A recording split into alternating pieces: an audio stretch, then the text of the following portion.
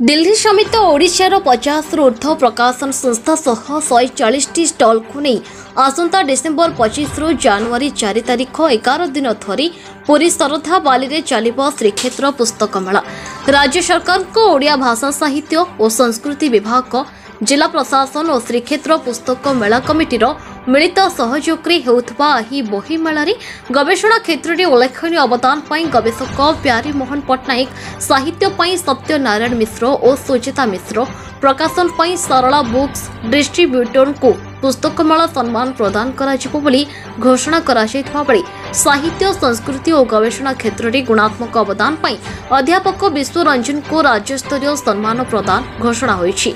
प्रतिदिन दिन 2टा ठारू राति 9टा जाए चलिबाकु थिबा एही मेलारे विभिन्न दिन में नृत्य, संगीत, कविता आसर, साहित्य आसर, क्विज आलोचना चक्र और योग सह वक्तृता, चित्रांकन और पठन प्रतियोगिता आदि कराजिबो बोली सभापति डॉक्टर कैलाश चंद्र टिकायत राय, संपादक चक्रधर महापात्र और मीडिया संपादक बद्री मिश्र मिलित भाव प्रेस कॉन्फ्रेंस रे प्रकाश करिसेंती।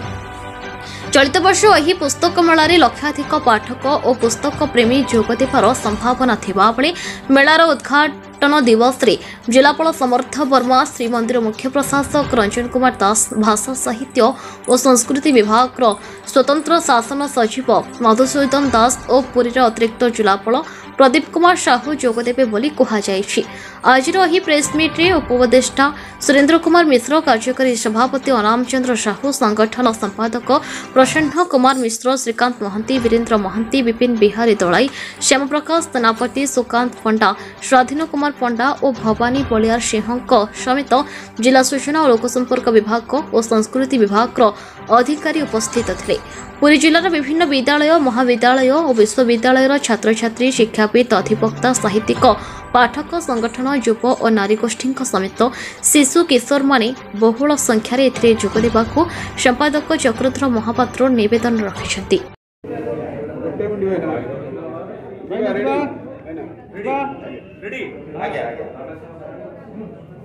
चक्रधर महापात्र श्रीक्षेत्र पुस्तक मेलार संपादक।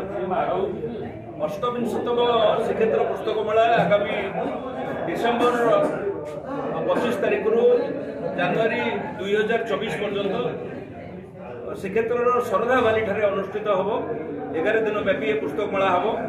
ये पुस्तक मेला ओडिया भाषा साहित्य और संस्कृति विभाग और जिला प्रशासन और श्रीक्षेत्र पुस्तक मेला कमिटी मिलित भाव में आयोजन करुँच। मेला प्रत्येक दिन दिन 2टा रु राति 9टा पर्यंत ये मेला खोला रहिबो।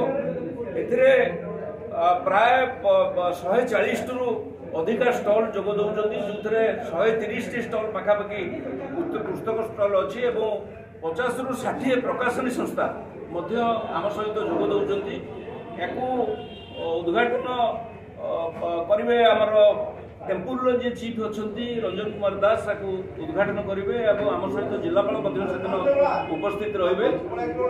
प्रत्येक दिन विभिन्न मंच रे विभिन्न प्रकार कार्यक्रम, सांस्कृतिक कार्यक्रम रही, साहित्य आसर रही एवं ए बाबद पुस्तक मेला कमिटी तरफ पिलामानकु नहीं विभिन्न प्रतियोगिता अर्थात वक्तृता प्रतियोगिता हम, चित्रांकन प्रतियोगिता हम, शेष दिन प्राइज दिज्व मंच एक पठन टुंगीर आम आयोजन करूँ। पंचम श्रेणी पिला पर्यंत एक पाठ कर सर्टिफिकेट प्रदान कर सहित आम अनुरोध करुँ पूरी शहरवासी की माध्यम समस्ते श्रीक्षेत्र पुस्तक मेला को डिसेम्बर 25 तारिख जनवरी 4 तारिख पर्यंत आसतु एवं पुस्तक किणतु। कहीं पुस्तक हूँ मनुष्यर परम बंधु, पुस्तक को छाड़देले प्रकृत बंधु कई ना। तेणु आम आशा करुँ एक निया यात्रा आपण मैंने समस्ते आम सहित सामिल हूँ और पुस्तक मेलार सफल कामना करने तार आयोजन श्रीक्षेत्र पुस्तक मेला कमिटी कर समस्त पाखे पहुँचाई समस्त विनम्र निवेदन करी और पुरीवासी आपण माध्यम निवेदन करी समस्ते पुस्तक मेला आसतु। दिन 2टा रु राति 9टा पर्यंत पुस्तक मेला प्रतिदिन खोला रही। धन्यवाद, नमस्कार, जय जगन्नाथ। पुरी रमेश साहू रिपोर्ट, न्यूज उपांत ओडिशा।